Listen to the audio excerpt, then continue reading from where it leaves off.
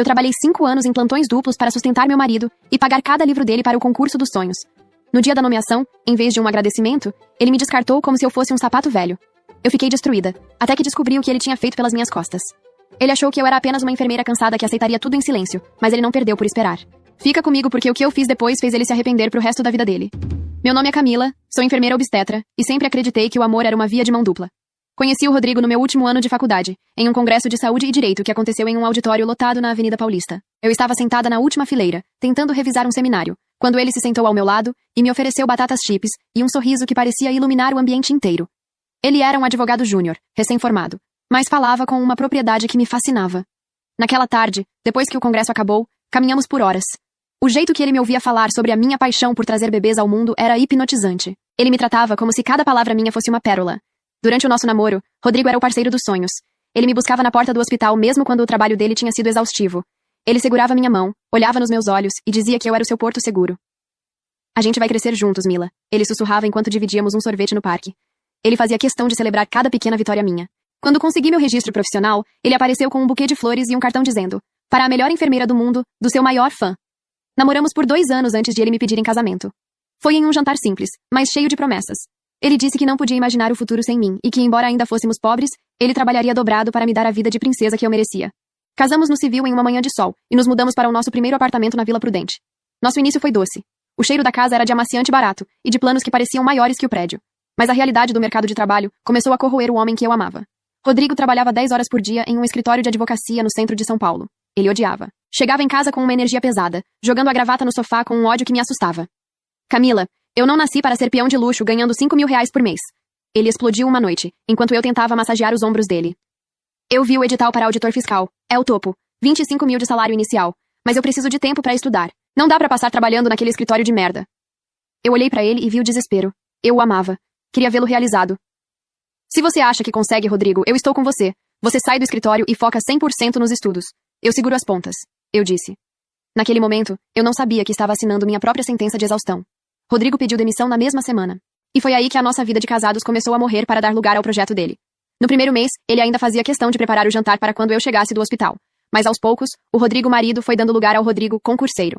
O segundo quarto da nossa casa não era mais um quarto de hóspedes. Virou o bunker dele, um lugar onde o tempo parecia parar. Eu saía para o hospital às 6 da manhã, e quando voltava, o apartamento estava mergulhado em um silêncio absoluto. Eu não podia ligar a televisão, não podia falar ao telefone, e muitas vezes, evitava até usar o liquidificador. Mas ele nunca me proibiu de fazer as coisas de forma grosseira. Ele fazia algo muito mais eficaz. Ele me pedia com aquele olhar de quem estava sofrendo pelo nosso futuro. Mila, meu anjo. Você sabe que eu amo o som da sua voz, mas eu estou em uma fase tão crítica da matéria de contabilidade. Qualquer ruído aqui fora vira um furacão na minha cabeça. Você consegue segurar as pontas no silêncio só mais um pouquinho? É por nós. Eu juro que é por nós. Ele dizia, saindo do quarto por apenas 2 minutos para me dar um beijo rápido na testa e voltar para a penumbra do escritório. Eu pedia desculpas, andava nas pontas dos pés e comia no pote de plástico para não fazer barulho de talher. Minha rotina tinha virado um campo de batalha silencioso. Como o meu salário de enfermeira no hospital não cobria todas as contas, eu comecei a trabalhar dobrado. Eu fazia meu turno de 12 horas no hospital, e nos dias de folga, em vez de descansar, eu corria para cuidar de idosos em domicílio. O Rodrigo sempre me agradecia com palavras lindas. Ele dizia que eu era a sócia majoritária do sucesso dele, e que, quando o cargo viesse, ele passaria o resto da vida me compensando por cada hora de sono que eu estava perdendo por ele. E eu, acreditando em cada vírgula daquela lábia impecável, dobrava o plantão com um sorriso no rosto, achando que estava protegendo o homem da minha vida e o nosso grandioso futuro. Lembro de uma noite específica, cuidando de uma senhora que passou a madrugada agitada. Eu não dormi um minuto. Saí de lá direto para o plantão no hospital. Foram 36 horas sem fechar os olhos. Quando finalmente abri a porta de casa, exausta e com os pés latejando, encontrei Rodrigo sentado no sofá, com uma expressão de preocupação que partiu o meu coração. Ele não gritou. Ele nunca gritava. O Rodrigo tinha uma voz calma, quase sedutora, que me fazia sentir que qualquer erro meu era uma tragédia para o nosso futuro. Mila, meu amor, você chegou. Que bom que você está aqui, ele disse, levantando-se e segurando as minhas mãos trêmulas. Eu tentei entrar no portal agora de manhã e vi que o acesso foi bloqueado. O pagamento do boleto não deve ter processado. Eu perdi a revisão de direito constitucional e meu cronograma de hoje ficou todo bagunçado. Eu me senti tão perdido sem o material. Eu deixei minha bolsa cair no chão, sentindo uma culpa imensa me esmagar. Desculpa, Rodrigo. Eu fiz plantão dobrado e acabei me esquecendo completamente. Eu pago agora pelo aplicativo. Juro que em 5 minutos volta. Tentei explicar, com a voz embargada pelo cansaço. Eu sei que você está exausta, meu anjo. Eu vejo o quanto você trabalha por nós. É justamente por isso que me dói tanto ver um dia de estudo jogado fora. Cada minuto que eu perco aqui é um minuto a mais que você vai ter que trabalhar nesse hospital. Eu só quero passar logo para te tirar dessa vida, entende? Ele falou, me abraçando com uma ternura que me fazia acreditar que ele era a vítima da situação. Ele me agradecia, me beijava na testa e dizia que eu era o seu alicerce. E era por causa desse carinho, dessa lábia impecável, que eu fazia o impossível por ele. Eu recebia promessas de um futuro onde eu seria rainha. O custo, no entanto, continuava alto. Eu parei de comprar roupas, parei de ir ao salão, parei de visitar minha mãe para não gastar com passagem. Meus bicos pesados pagavam tudo: a internet, as apostilas e os cursos online. Com o passar do tempo, o Rodrigo, com aquele seu jeito persuasivo, me convenceu de que não dava mais para estudar na nossa casa. Mila, eu preciso ir para o cursinho presencial, que fica lá no Itaim Bibi. Não é por luxo, você sabe que eu não ligo para isso. Mas é lá que o conteúdo de verdade circula. É lá que os primeiros colocados estão. Você quer o melhor para nós, não quer? Ele perguntava, olhando no fundo dos meus olhos. Eu sabia que o custo de vida lá era o triplo do nosso, mas ele vendia aquilo como uma estratégia infalível. E tem outra coisa, meu amor. Networking é tudo nessa fase. Eu vou conviver com futuros juízes, auditores e delegados. Eu preciso me enturmar, criar conexões com gente que está no meu nível intelectual. Mas eu não posso aparecer lá de qualquer jeito. Eu preciso de roupas que passem credibilidade, ele explicou, enquanto me mostrava links de brechós de luxo. Eram camisas de grife e sapatos de couro legítimo de segunda mão. Ainda assim, custavam 1/3 do preço de um novo, e continuavam caríssimos para o meu bolso. Mas o Rodrigo me convencia de que era um investimento necessário. Enquanto eu usava o mesmo par de tênis por 3 anos, colando a sola com Super Bonder para não entrar água nos dias de chuva, o Rodrigo desfilava no Itaim Bibi com o seu figurino de vencedor. Ele sempre me agradecia. Dizia que quando ele fosse auditor, eu teria os melhores sapatos do mundo. Eu pagava cada centavo, hipnotizada pela lábia dele, achando que estava investindo no nosso futuro. Eu via o jeito como ele me olhava quando eu chegava do hospital. Um olhar que misturava pena e um certo distanciamento. Mas eu achava que era apenas o peso da responsabilidade dele. Mal sabia eu que o Rodrigo já estava treinando para a vida que planejava ter sem mim. Ele estava apenas usando o seu dom de convencer as pessoas para garantir que a simples enfermeira continuasse pagando a conta até o último segundo. Foram 5 anos assim. 5 anos vivendo no limite da minha resistência física e emocional. Sendo o suporte silencioso de um homem que, dia após dia, se convencia de que era um rei em treinamento. Eu acreditava piamente que estávamos subindo aquela montanha juntos, mesmo sendo eu quem carregava toda a bagagem nas costas. No dia em que saiu a lista dos aprovados, meu coração quase saiu pela boca. Eu estava no meio de um plantão, escondida no vestiário das enfermeiras, atualizando o site da banca examinadora com as mãos suadas. Quando vi o nome dele lá, em 5º lugar, eu perdi o chão. Comecei a chorar de soluçar, uma mistura de alívio e a sensação de que, finalmente, a nossa vida ia começar. Saí do hospital mais cedo, comprei um vinho caro, que eu nem podia pagar, e cheguei em casa radiante. Encontrei Rodrigo sentado na mesa, olhando para o computador com uma postura ereta, quase majestosa. Ele já estava usando uma daquelas camisas de marca que eu tinha comprado no brechó de luxo do Itaim. Nós conseguimos, Rodrigo! Meu Deus, o seu nome está lá! Nós conseguimos! Eu gritei, correndo para abraçá-lo, esperando aquele abraço de urso que ele me dava no começo do namoro. Mas o corpo dele estava rígido. Ele me abraçou de volta com uma cortesia fria, quase como se estivesse abraçando uma fã distante. Ele se afastou devagar, segurou meus ombros e me olhou com uma calma que me deu calafrios. É, Mila, eu consegui. Foram anos de uma renúncia intelectual que poucas pessoas entenderiam. Eu abdiquei de tudo, foquei cada neurônio nesse objetivo. O mérito de ter suportado essa pressão mental, isso é algo que só quem sentou naquela cadeira sabe o que é. Ele disse com um sorriso de lado que não chegava aos olhos. Eu senti um nó na garganta, mas dessa vez era de pura alegria. Eu sei, meu amor. Eu vi de perto. Cada plantão que eu fiz, cada noite acordada, cada bico de madrugada. Tudo foi pensando nesse dia. Agora a gente vai poder finalmente descansar, né? Eu perguntei, com os olhos brilhando. Rodrigo soltou meus ombros e caminhou até a janela, olhando para a rua com um sorriso satisfeito. Pois é, Camila. Agora as coisas mudam. O meu nível de vida agora é outro. Eu sinto que mudei, que não sou mais aquele advogado júnior de 5 anos atrás ganhando míseros 5.000 reais. E você merece aproveitar isso comigo. Aquelas palavras foram como música para os meus ouvidos. Pela primeira vez em anos, eu senti que podia respirar. Naquela mesma semana, a primeira coisa que eu fiz foi ligar para a agência de home care e avisar que não aceitaria mais bicos. Eu estava livre. Fui até o RH do hospital e marquei minhas férias acumuladas para o mês seguinte. Eu queria estar 100% disponível para celebrar a nova fase do meu marido. Nesse meio tempo, enquanto esperávamos a convocação oficial, Rodrigo vivia na rua. Ele dizia que precisava resolver documentações complexas, abrir contas específicas, organizar a burocracia do cargo e fazer reuniões de networking com os novos colegas. Às vezes ele passava a tarde toda fora, mas eu não desconfiava de nada. Eu achava que era o mundo dele se expandindo, e eu estava feliz por ele. Para coroar nossa vitória, 3 semanas depois da aprovação, nós viajamos para um resort all-inclusive na Bahia. Eu usei cada centavo das minhas economias e o dinheiro das férias que vendi no hospital para pagar aquele pacote. Foi a primeira vez em anos que eu não precisei olhar o saldo da conta antes de comprar alguma coisa, mesmo sabendo que era o meu cartão de crédito que estava ali na recepção. Estávamos em uma suíte de frente para o mar, com lençóis de 1000 fios e todo o luxo que eu sempre achei que nunca teria. Eu olhava para os valores das diárias e sentia um frio na barriga, mas logo pensava, tudo bem, Camila, daqui a pouco o Rodrigo recebe o primeiro salário de 25 mil, e ele vai me devolver tudo isso em dobro, como sempre prometeu. Lá, o Rodrigo era o marido perfeito. Ele me tratava bem, me levava para jantar à luz de velas e dizia que aquele era apenas o começo da nossa nova vida de elite. Eu me sentia a mulher mais sortuda do mundo. O esforço de 5 anos tinha valido a pena. O cansaço crônico parecia ter ficado lá em São Paulo. Eu olhava para ele na beira da piscina, tomando um uísque caro, enquanto ele usava seus óculos escuros de marca, e eu pensava com orgulho: nós vencemos. Eu mal podia esperar para voltar, ver a posse dele e finalmente entregar o bastão de provedora.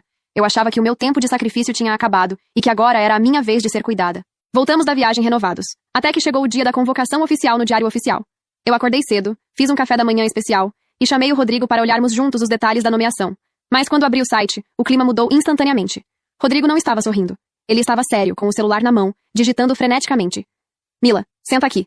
Precisamos conversar sobre como vai ser daqui pra frente, ele disse, com uma voz fria que eu não reconheci. A voz dele não era apenas fria, era cirúrgica. Sabe aquele tom de voz que um médico usa para dar uma notícia ruim, mas sem demonstrar nenhuma emoção?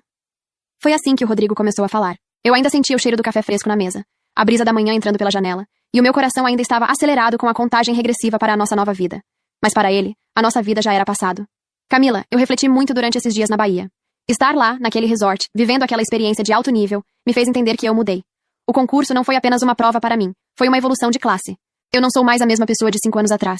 Ele começou, sem desviar os olhos do celular que não parava de vibrar sobre a mesa. Eu senti um calafrio. Rodrigo, eu sei que você mudou, você se esforçou, você cresceu, e eu estou aqui do seu lado, pronta para essa nova fase. A gente finalmente vai poder comprar nosso carro, sair desse apartamento. Ele me interrompeu com um gesto de mão, um movimento de pare que me deixou muda. É exatamente sobre isso que eu quero falar. Onde eu vou estar agora, as pessoas com quem vou conviver, tudo exige uma certa harmonia. Eu vou ser auditor fiscal, Mila. A minha imagem precisa ser impecável. Ele fez uma pausa, finalmente me olhando nos olhos, mas não havia amor ali. Havia cálculo. E a verdade é que o nosso estilo de vida, o seu estilo de vida, não se encaixa mais no que eu projetei para mim. Eu sinto que a gente seguiu caminhos intelectuais diferentes. Eu não conseguia acreditar no que estava ouvindo. Minha garganta secou instantaneamente. Caminhos intelectuais diferentes? Rodrigo, eu sou enfermeira obstetra. Eu salvo vidas. Eu passei 5 anos dobrando plantão para pagar o seu cursinho no Itaim Bibi, porque você dizia que precisava estar entre os melhores. Eu paguei a viagem para a Bahia agora, com o meu dinheiro suado para você descansar. Ele deu um sorriso de lado. Aquele sorriso de quem tem pena de uma criança que não entende um problema de matemática. E eu sou muito grato por isso. De verdade. Você foi uma ótima parceira de transição. Mas amor não é dívida, Camila. Eu não posso ficar em um casamento por gratidão. Isso seria desonesto comigo e com você. Eu preciso de alguém que circule no meu novo meio com naturalidade. Alguém que fale a minha nova língua. Eu decidi que é melhor a gente seguir caminhos separados agora, antes que o meu cargo oficial comece. O mundo girou. Eu me segurei na borda da mesa para não cair. Você está terminando comigo? No dia da sua convocação? Depois de tudo o que eu fiz por você? Não veja como algo ruim, ele disse, levantando-se e ajeitando o relógio de marca que eu nem sabia como ele tinha comprado. Veja como uma conclusão de ciclo. Eu já organizei tudo. Eu vou ficar no apartamento novo que aluguei perto da secretaria. Você pode ficar com as coisas daqui. Eu já pedi para um escritório de advocacia preparar o divórcio consensual. Vai ser rápido. Ele caminhou até o quarto, pegou uma mala que já estava pronta, e que eu nem tinha percebido, e voltou para a sala. Ele não me deu um beijo, não me deu um abraço de despedida. Ele apenas parou na porta, com a mão na maçaneta. Eu te desejo sorte no hospital, Mila. De verdade. Você é uma boa mulher, mas nós pertencemos a mundos diferentes agora. E saiu. O barulho da porta fechando ecoou no meu peito como um tiro. Eu fiquei ali, no meio da sala, cercada pelo cheiro do café que ele nem provou. Eu estava em choque. Meu cérebro não conseguia processar que o homem que eu carreguei nas costas por meia década tinha acabado de me descartar como se eu fosse um sapato velho que não combinava com o seu terno novo. Passei os 2 dias seguintes em um estado catatônico. Não conseguia comer, não conseguia dormir. Eu só conseguia pensar em cada hora extra, cada dor nas costas, cada humilhação que passei para que ele pudesse estudar. Eu tinha sido o combustível para o foguete dele. E agora que ele tinha chegado à Lua, ele simplesmente soltou o tanque de combustível no espaço para ele queimar na atmosfera. O silêncio da casa, que antes era uma exigência dele, agora me sufocava. No 3º dia, a inércia virou uma necessidade de limpeza. Eu precisava tirar o rastro dele da minha vida. Fui até o bunker dele e vi que ele tinha sido seletivo. Levou as roupas de marca, o notebook novo e os livros caros. Deixou para trás apenas o lixo, apostilas riscadas e montanhas de papelada que ele nem se deu ao trabalho de organizar. É lixo para você, Camila. Se vira. Parecia ser o que ele queria dizer. O computador de mesa, aquele que eu ajudei a comprar em 10 vezes no meu cartão, ainda estava ligado. Rodrigo, na pressa de começar sua vida de elite, ou na prepotência de achar que eu jamais teria coragem de bisbilhotar, cometeu o erro de não fazer logoff de nada. Redes sociais, e-mails, programas de mensagens, estava tudo ali, aberto como uma ferida exposta. Comecei a ler as mensagens. O nome que aparecia com frequência era Letícia. Pelas fotos, uma advogada impecável, sempre em ambientes que exalavam o sucesso que o Rodrigo tanto perseguia. O choque não foi só a traição, foi o tempo. Eles estavam juntos há 2 anos. 2 anos de juras de amor, de planos e de uma vida paralela que acontecia enquanto eu estava em um plantão de 12 horas ajudando pacientes ou auxiliando partos. O que mais me doeu foi ver a farsa que ele montou. Para a Letícia, o Rodrigo era um homem de posses. Ele a levava a restaurantes onde o prato principal custava o que eu ganhava em 2 dias de bicos. Ele dava presentes de grife, joias e falava de investimentos que eu nunca soube que existiam. E o detalhe mais cruel. Letícia parecia não ter ideia de que ele era casado. Nas mensagens, ele agia como um solteiro cobiçado, um futuro auditor promissor que estava apenas focado na carreira. Ele usava a minha ausência, causada pelo trabalho excessivo que eu fazia para sustentá-lo, para ser o príncipe encantado de outra mulher. Enquanto eu lia aquilo, uma dúvida martelava na minha cabeça. Mas de onde ele tirava esse dinheiro? Vasculhando os e-mails e as planilhas ocultas, a verdade me atingiu como um soco. O Rodrigo não apenas me traía, ele me roubava nos detalhes. Eu lembrei exatamente de quando tudo começou. Foi naquela semana em que eu, exausta, esqueci de pagar o boleto do curso dele. Ele foi tão compreensivo, tão manso. Ele disse: Mila, meu anjo, você trabalha demais e acaba se confundindo com as datas. Me passa as suas senhas e o acesso ao aplicativo. Eu gerencio as contas da casa daqui do meu computador enquanto estudo. E assim você tira esse peso das costas. Eu me senti tão cuidada, tão aliviada por ter um parceiro que queria me ajudar. Entreguei tudo. Mal sabia eu que estava entregando a chave do cofre para o ladrão. O Rodrigo superfaturava cada livro que eu pagava. Ele me pedia R$ 800 para um curso, mas usava um cupom de desconto e ficava com 600 para gastar com a Letícia. Como era ele quem geria o meu aplicativo do banco, ele desativou as notificações de gastos no meu celular. Eu nunca vi as faturas. Eu confiava cegamente quando ele dizia que o custo de vida estava subindo e que precisávamos de mais dinheiro para o material dele. Eu fazia mais bicos, mais plantões, para sustentar os jantares dele com outra mulher. Mas o golpe final apareceu em um e-mail recente. Confirmação de empréstimo pessoal. Proposta aprovada. O contrato, feito pouco antes de pedir o divórcio, era de R$ 60.000. O titular? Camila Ferreira. Ele aproveitou o acesso total que eu dei a ele para fazer o empréstimo usando o meu nome limpo. Ele pegou o dinheiro para financiar a saída dele da nossa casa, para dar o depósito do apartamento novo dele com a Letícia, e para manter a pose de rico nos primeiros meses de auditor. Eu fiquei ali, olhando para aquela tela, sentindo um asco profundo. Ele me usou até o último centavo. Ele me transformou em uma máquina de fazer dinheiro para bancar a fantasia dele. Fechei o computador devagar. A Camila que chorava tinha morrido ali. O Rodrigo achava que eu era fraca, mas ele esqueceu que eu sou enfermeira. Eu lido com a vida e com a morte todos os dias. Eu sei exatamente onde o corpo humano é mais vulnerável. E agora, eu sabia exatamente onde o futuro dele era mais frágil. Se ele queria ser um homem da elite, ele ia descobrir que a queda de quem sobe usando o sangue dos outros é muito mais dolorosa. Depois de descobrir o empréstimo, a minha dor se transformou em uma lucidez assustadora. Eu não podia agir por impulso. Se o Rodrigo era um advogado que agora conhecia as engrenagens do Estado, eu precisava de alguém que soubesse desmantelá-las.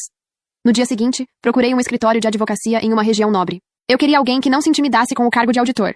Procurei o Dr. Marcos, um advogado conhecido pela sua agressividade em casos de fraude patrimonial. Quando mostrei a ele o rastro que o Rodrigo deixou no computador e o contrato de R$ 60.000, ele foi direto. Camila, ele não te deixou apenas um coração partido. Ele te deixou um golpe. Vamos agir agora, antes que ele tente ocultar o que comprou com esse dinheiro. Demos entrada no divórcio com um pedido liminar de urgência para o bloqueio de bens. E o mais importante, registramos um boletim de ocorrência por estelionato sentimental e fraude digital. O Dr. Marcos foi enfático. Ele é advogado e agora é auditor. Ele sabe que a idoneidade moral é requisito para o cargo. Ele vai surtar quando a notificação chegar. Dito e feito. Eu estava saindo de um plantão noturno, com as olheiras fundas e o corpo implorando por sono, quando o meu celular começou a tocar. O nome Rodrigo brilhava na tela. Atendi, e antes que eu pudesse dizer alô, a voz dele explodiu do outro lado, descontrolada. Camila, você ficou completamente louca?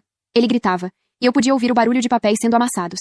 Acabei de receber a notificação do processo e o aviso da delegacia. Você tem noção do que isso significa? Eu estou em estágio probatório na Secretaria da Fazenda. Se isso chega nos ouvidos da corregedoria, você acaba com a minha carreira antes dela começar. Eu não estou acabando com nada, Rodrigo. Eu só estou buscando o que é meu. Respondi, sentindo um frio na barriga, mas mantendo a voz firme. Você usou o meu nome para fazer um empréstimo de R$ 60.000 sem o meu consentimento. Consentimento? Que conversa é essa? Ele rebateu com um escárnio que me deu náuseas. Nós éramos casados sob comunhão parcial, Camila. Estude um pouco antes de querer me ferrar. Pela lei, as dívidas contraídas na constância do casamento são partilhadas meio a meio. Não importa se o nome está no seu ou no meu. Esse empréstimo foi feito pelo casal, para a nossa manutenção. Eu vou provar que esse dinheiro foi usado para despesas da casa e para a nossa viagem na Bahia. Você vai ter que pagar metade dessa dívida, sim. A cara de pau dele era de outro mundo. Ele estava tentando usar o direito, a mesma ferramenta que eu ajudei ele a dominar, para me forçar a pagar pela vida de luxo que ele levava com outra. Dívida de casal, Rodrigo? O dinheiro caiu na sua conta, e no dia seguinte, você deu uma entrada de R$ 15.000 em móveis planejados para um apartamento onde eu nunca morei. Você comprou um relógio de luxo e pagou jantares para a Letícia. Eu disse, sentindo a raiva aquecer o meu peito. O juiz vai ver que nenhum centavo desse valor foi usado para pagar o nosso aluguel na Vila Prudente ou as nossas contas básicas. Isso é vingança, ele berrou. Você está fazendo isso porque é uma mulher abandonada, porque não aceita que eu venci na vida, que eu cheguei no topo e que você não tem nível para estar do meu lado agora. Você quer me destruir por inveja, por recalque. Mas você vai se dar mal, Camila. Eu sou auditor. Eu conheço a lei. Você é só uma enfermeira que não entende nada de patrimônio. Eu vou alegar que você assinou porque quis e que agora está mentindo por má fé. Ele desligou o telefone.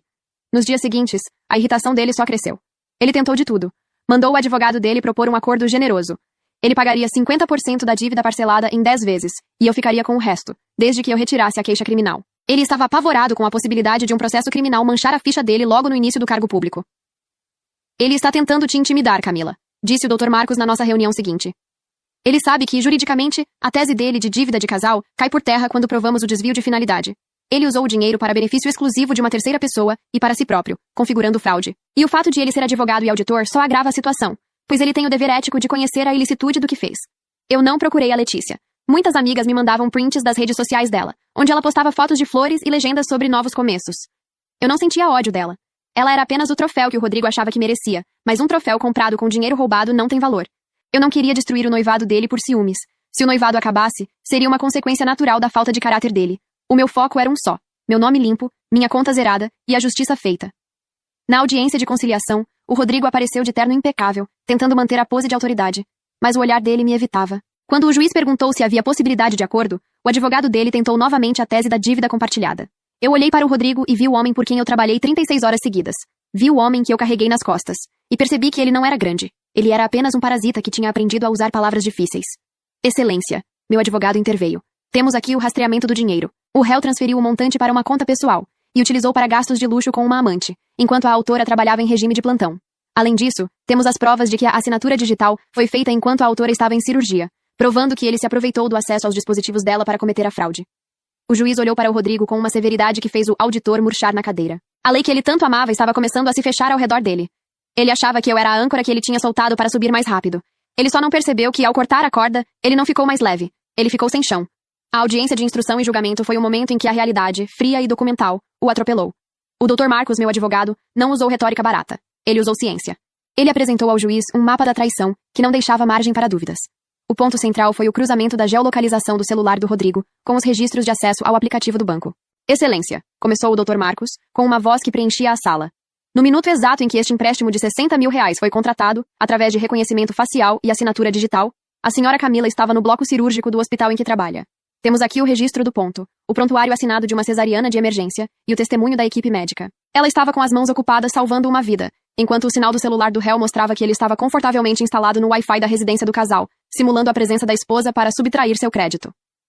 O silêncio que se seguiu foi cortante. Eu olhei para o Rodrigo. Pela primeira vez em anos, ele não tinha uma resposta pronta. Ele não tinha um artigo de lei para distorcer. Ele era apenas um homem pequeno, escondido atrás de um advogado que já começava a fechar a própria pasta, percebendo que a causa estava perdida. O juiz proferiu a sentença ali mesmo, na esfera civil.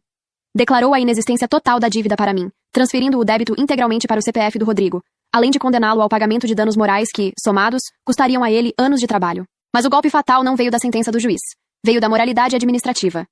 Conforme o Dr. Marcos havia orquestrado, as provas da fraude digital e o boletim de ocorrência por estelionato sentimental foram enviados diretamente para a Corregedoria da Fazenda Estadual. Rodrigo ainda estava no período de estágio probatório. Naquele estágio, o servidor não tem a estabilidade dos veteranos. Ele vive sob uma cláusula de barreira chamada idoneidade moral. O Estado não pode permitir que um auditor fiscal, alguém investido do poder de fiscalizar contas, aplicar multas e lidar com a fé pública, seja um indivíduo que frauda o acesso bancário da própria esposa e falsifica assinaturas digitais para financiar uma vida dupla. A Corregedoria abriu um processo administrativo disciplinar, PAD, em rito de urgência. Imaginei a cena repetidas vezes. O Rodrigo chegando para trabalhar, sentindo-se o dono do mundo, sendo chamado à sala da chefia e saindo de lá sem o crachá, sem o acesso ao sistema e sem a dignidade. Antes mesmo de completar seu 5º mês de exercício, sua nomeação foi tornada sem efeito. Ele não foi demitido. Ele foi declarado inapto para o serviço público. O sonho dos R$25 mil mensais, das mesas de reuniões importantes e da ascensão social que ele planejou às minhas custas, evaporou como fumaça em uma tarde de chuva. Quanto a Letícia, o fim não veio por uma conversa civilizada ou por uma descoberta íntima. Veio com o som estridente da televisão ligada no horário nobre. Ela era uma advogada de carreira, frequentadora de círculos onde a reputação é o bem mais precioso, e jamais imaginou que o homem com quem planejava casar se tornaria o rosto de um crime em rede nacional. Tudo ruiu em uma tarde de terça-feira. Eu estava no hospital quando as mensagens começaram a chegar. O Dr. Marcos tinha conseguido que uma equipe de reportagem investigativa se interessasse pelo caso. Um estelionato sentimental, envolvendo um auditor fiscal, era o prato cheio para o jornalismo policial. A imagem do Rodrigo, aquela mesma foto da posse onde ele sorria com arrogância, apareceu no telão do Cidade Aberta. A tarja vermelha ocupava metade da tela em letras garrafais. Auditor fiscal estelionatário, o parasita que usou a esposa para chegar ao topo. O repórter Luiz Batman não poupou detalhes. Com um tom indignado, ele narrou a história que eu vivi no silêncio do meu cansaço. Este homem que hoje ostenta o cargo de auditor passou os últimos 5 anos sendo bancado integralmente pela esposa, uma enfermeira que trabalhava em turnos dobrados para pagar cada livro, cada curso e cada prato de comida dele. E como ele agradeceu? Ele a largou assim que foi nomeado para o cargo e fraudou o nome dela em um empréstimo de 60 mil reais para financiar jantares de luxo e presentes de grife para a atual noiva, enquanto a esposa ainda pagava as contas da casa. Letícia estava no escritório com colegas quando a notícia estourou. O soco de realidade foi brutal. Ela não era uma vilã de novela. Era uma mulher prática e orgulhosa que não aceitaria ser o prêmio de um criminoso exibido como um aproveitador em um programa policial. O encanto não apenas quebrou, ele se estilhaçou sob o peso da vergonha pública. A imagem dele como um advogado brilhante e independente foi substituída pela imagem de um homem que precisou do suor de uma mulher para não passar fome enquanto estudava. Ela nem sequer atendeu às ligações desesperadas dele. Rodrigo tentou explicar. Tentou dizer que a reportagem era mentirosa. Mas a resposta dela foi uma mensagem curta, fria e definitiva, enviada enquanto o programa ainda estava no ar. Não me procure. Você não é um vencedor, Rodrigo. Você é um parasita que me usou como troféu e usou a sua esposa como caixa eletrônico. Meus advogados cuidarão de qualquer tentativa de contato seu. Você é uma vergonha. No dia seguinte, a humilhação dele se completou. Um motoboy parou em frente à casa da mãe do Rodrigo, onde ele tinha se refugiado após ser escorraçado do apartamento onde pretendia morar com a noiva. Não trazia flores ou explicações, mas 3 sacos de lixo pretos, contendo cada peça de roupa que ele havia deixado para trás. Rodrigo não perdeu apenas o noivado. Ele perdeu o acesso ao mundo que tentou comprar. Ele se tornou o auditor parasita estelionatário da TV. E Letícia garantiu que, na queda dele, ela seria a primeira a empurrá-lo para longe de sua biografia. 2 semanas depois da minha vitória no tribunal, eu estava saindo do hospital após um plantão de 36 horas. O sol estava nascendo, tingindo o horizonte de São Paulo com um rosa pálido. Eu me sentia exausta, mas era uma exaustão limpa. Quando cheguei ao estacionamento, vi o Rodrigo encostado em um carro velho e mal conservado. O veículo de luxo que ele alugava para impressionar a elite já não fazia parte da sua realidade. Ele estava visivelmente mais magro. O terno que antes parecia uma armadura de sucesso, agora pendia em seus ombros como um pano velho. Ele parecia ter envelhecido 10 anos em 2 meses. Você deve estar muito satisfeita, não é, Camila? Ele disse, com uma voz amarga, destituída de toda aquela arrogância que ele despejou em mim no dia em que me abandonou. Você conseguiu. Eu perdi a vaga de auditor, perdi a Letícia, perdi a minha reputação no direito. Eu estou trabalhando como assistente jurídico de porta de cadeia para conseguir pagar minhas contas e as parcelas do seu empréstimo. Você destruiu o homem que você dizia amar. Eu parei na frente dele, segurando firme a minha bolsa de plantão. Senti uma paz absoluta, um vácuo de sentimentos que era, na verdade, a minha maior conquista. Eu não destruí nada, Rodrigo. Eu apenas parei de ser o alicerce das suas mentiras. Respondi, mantendo o tom de voz calmo que uso para acalmar pacientes em crise. O seu futuro não foi destruído por mim. Ele foi implodido pela sua própria convicção de que as pessoas são descartáveis. Você achou que eu era um degrau, mas esqueceu que degraus são feitos de pedra, e pedras não esquecem quem as pisa. Eu sustentei você enquanto você era um projeto de homem, mas eu me recuso a ser cúmplice do criminoso que você se tornou. Ele tentou formular uma réplica, uma última distorção jurídica para me fazer sentir culpada, mas as palavras não vieram. Ele percebeu naquele instante que o seu poder de manipulação tinha expirado. Eu não era mais a âncora. Eu era o oceano. E ele estava se afogando sozinho. Virei as costas e caminhei para o meu carro. Mas desta vez, eu não dirigi para casa chorando. Dirigi ouvindo a minha música favorita, I Will Survive, e pensando em como o meu pequeno apartamento na Vila Prudente agora parecia um palácio. Ele estava limpo. Eu estava livre. Hoje, as pessoas me perguntam se eu me sinto mal por ter visto o homem que amei cair tanto. Eu respondo com a verdade. Eu não sinto nada. E o nada é a forma mais sublime de liberdade. Rodrigo foi uma pós-graduação caríssima sobre amor próprio. Ele me custou 5 anos, mais de 250 mil reais e muitas noites de sono. Mas o diploma que eu carrego hoje, a minha dignidade, é um título que ele nunca conseguirá ter, nem com todos os concursos do mundo. Eu sou Camila, enfermeira. Eu trago vidas ao mundo quase todos os dias. E a vida mais bonita que eu já ajudei a nascer foi a minha própria, no momento em que entendi que o meu suor nunca mais financiaria a arrogância de quem não sabe o valor de uma mão estendida. Muito obrigada por ouvirem a minha história e caminharem comigo até aqui. Por favor, deixe seu like, um beijo carinhoso no coração de cada um de vocês. Fiquem com Deus e a gente se vê na próxima história.